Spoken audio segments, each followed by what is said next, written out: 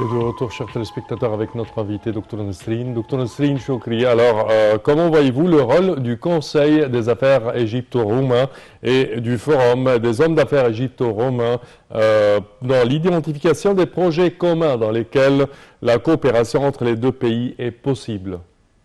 Alors, je vois que ça sera véritablement un rôle clé parce que ça peut véritablement permettre aux hommes d'affaires dans les deux pays de mieux se connaître et de mieux coopérer dans les domaines de rapprochement économique, comme les domaines dont on a parlé tout à l'heure, l'énergie et surtout aussi le tourisme, mais aussi ça peut aussi leur permettre de trouver, je dirais, de nouveaux secteurs dans lesquels les deux pays puissent coopérer ensemble et puissent vraiment travailler ensemble de sorte à réaliser leurs intérêts communs et de sorte à profiter, d'autant plus que l'époque actuelle, c'est une époque où véritablement la puissance des pays et la force des pays se mesure en termes de capacité économique et d'indépendance économique.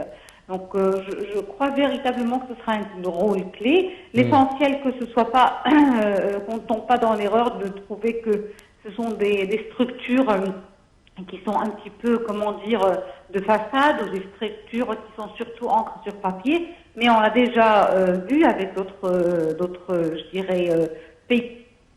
Ces comités-là jouent actuellement un rôle important et permettent de développer davantage les relations économiques, toujours pour traiter le côté économique dans un pays et pour réaliser des progrès en l'économie. Il faut vraiment être très proche du terrain, du marché, et par conséquent, les personnes les mieux placées pour bien connaître le marché, ce sont les hommes d'affaires parce qu'ils sont les plus proches, ils connaissent déjà les challenges, les difficultés, les besoins aussi sur le marché. Donc, je crois que c'est véritablement un atout pour ces relations-là.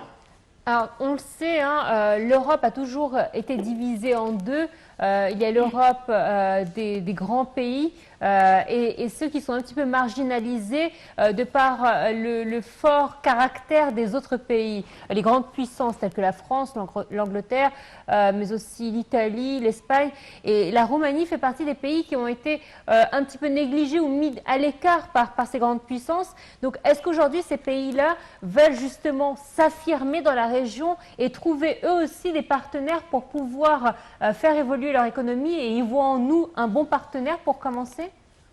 Alors, il est clair que, bien sûr, l'Europe a toujours et continue à l'être, c'est-à-dire que la situation n'a pas beaucoup changé, même si il y a eu des efforts qui ont été faits par les Européens au cours des dernières années, mais la situation n'a pas totalement changé, que l'Europe a été longuement divisée et qu'aujourd'hui, il est clair aussi que sur la scène européenne, il y a des changements majeurs. Par exemple, la Roumanie est même membre de l'Union européenne, mais aussi les pays même de l'Union européenne, les pays forts de l'Union européenne, ils passent quand même par une phase assez critique et assez délicate vu des problèmes économiques et vu des difficultés économiques que peut-être les pays les moins forts du passé, comme la Roumanie ou les pays de l'Europe de l'Est, ne connaissent pas vu qu'ils ont une petite population et moins de défis, entre autres par exemple comme le défi de l'immigration. Et par conséquent, ces pays-là, aujourd'hui, sont beaucoup plus libres de jouer un rôle principal sur la scène internationale.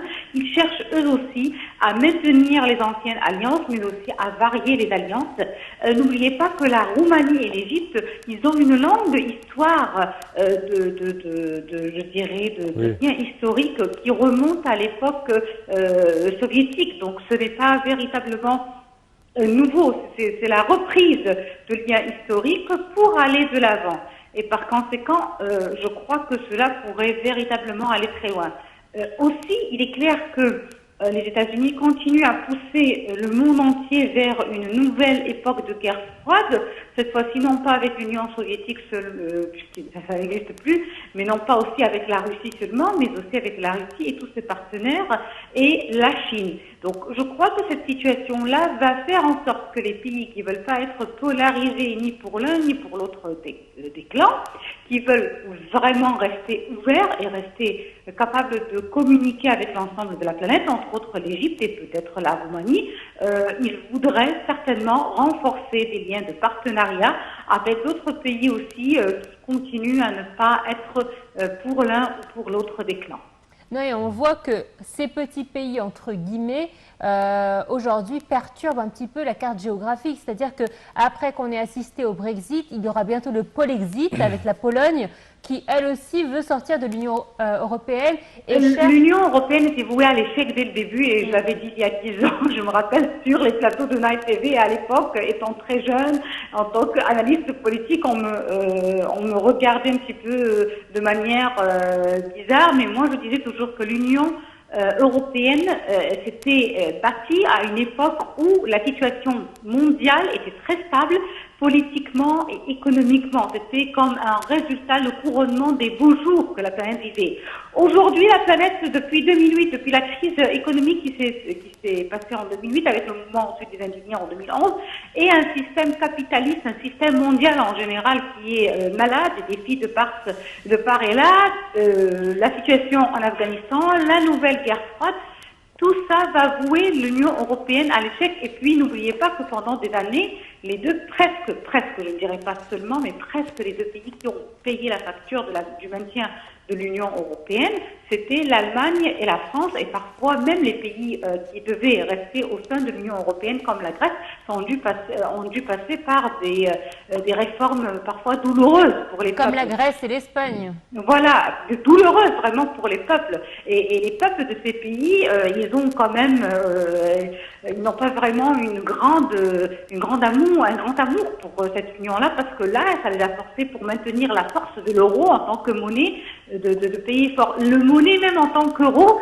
il a affaibli beaucoup d'économies, parce que, vous savez, des pays comme la Chine, par exemple, ils gardent yuan inférieur, ils continuent à déprécier leur monnaie pour garantir que les gens, que les autres pays achètent des produits chinois. Donc c'est la même chose.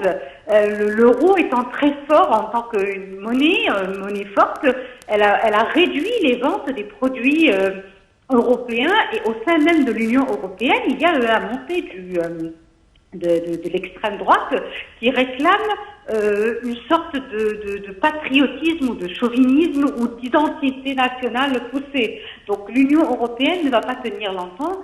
Ce qui va revenir, à mon avis, sur la scène internationale, c'est les pays et non pas régionaux. Moi, je pense que dans l'avenir, il n'y aura pas tellement des blocs régionaux comme on a vu pendant le début du XXe siècle et même le début du XXIe siècle. Non, moi je pense qu'il y aura des blocs régionaux, des blocs internationaux qui sont basés à partir des intérêts des peuples et des pays, et non pas des régions qui regroupent les peuples et les pays. Et je crois que ça sera le nouveau, et peut-être que les intérêts seront regroupés à partir d'intérêts économiques, géopolitiques, dangers terroristes ou encore énergétiques, et c'est le vrai nouveau trait d'union entre les peuples. Oui. Docteur Nesrine, une dernière question concernant l'immigration clandestine. Comment voyez-vous la coopération entre l'Égypte et la Roumanie dans ce sujet? Alors, l'immigration clandestine, ce n'est pas un secret, c'est vraiment un danger. Oui. C'est lié certainement aux problèmes économiques dans les pays, c'est lié aussi aux problèmes du terrorisme. Donc, c'est vraiment un dossier qui touche plusieurs autres. Et je crois que dans l'intérêt de tous les peuples, c'est de coopérer d'abord pour résoudre le problème en amont, c'est-à-dire trouver des opportunités d'emploi à ces jeunes-là pour qu'ils ne quittent pas leur pays d'origine. Mais aussi, il y a un côté sécuritaire important, comment contrôler les côtes, comment contrôler l'arrivée de ces immigrés sur le territoire. Vous savez que l'Égypte, véritablement, elle a une grande expérience dans le domaine et elle est très ouverte à cette coopération-là. D'abord, elle a une grande expérience parce que sécuritairement parlant, l'Égypte est parmi les pays qui savent très bien contrôler leurs côtes et qui ont fait face à plusieurs défis sécuritaires, qu'ils soient liés à l'immigration ou au terrorisme. Donc l'Égypte contrôle très bien cet élément-là. Mais aussi en ce qui concerne les problèmes sociaux et économiques, l'Égypte est passée par là et elle a mis en place un conseil qui est responsable de trouver des solutions aux jeunes pour véritablement les impliquer, les intégrer dans la société, de sorte à ce qu'il n'y ait pas de problème pour les jeunes qui souhaitent immigrer. Mais encore, il ne faut pas oublier que l'Égypte est un pays de réception et d'accueil des migrants, et que l'Égypte n'a jamais poussé les immigrants à vivre dans des camps, comme c'est le cas dans certains pays, et que malgré la situation économique qui n'est pas facile en Égypte, on a toujours été très ouvert, très généreux à l'égard de ces immigrés-là et Bah, qu'on a toujours permis de les intégrer dans la société. Exactement, ils se mêlent à la population, on l'a vu avec, Oui. avec les Soudanais, avec les Syriens, bref, avec différentes nationalités. Docteur Nesrine Chokri, c'est toujours un plaisir de vous avoir avec nous dans notre programme Bonjour l'Égypte. Très bonne journée à vous. Voilà. À vous de même. Merci beaucoup. C'est ainsi donc que prend fin cette édition. Merci de votre fidélité. Merci Samar. Merci Noah, merci chers téléspectateurs et bonne suite de programme.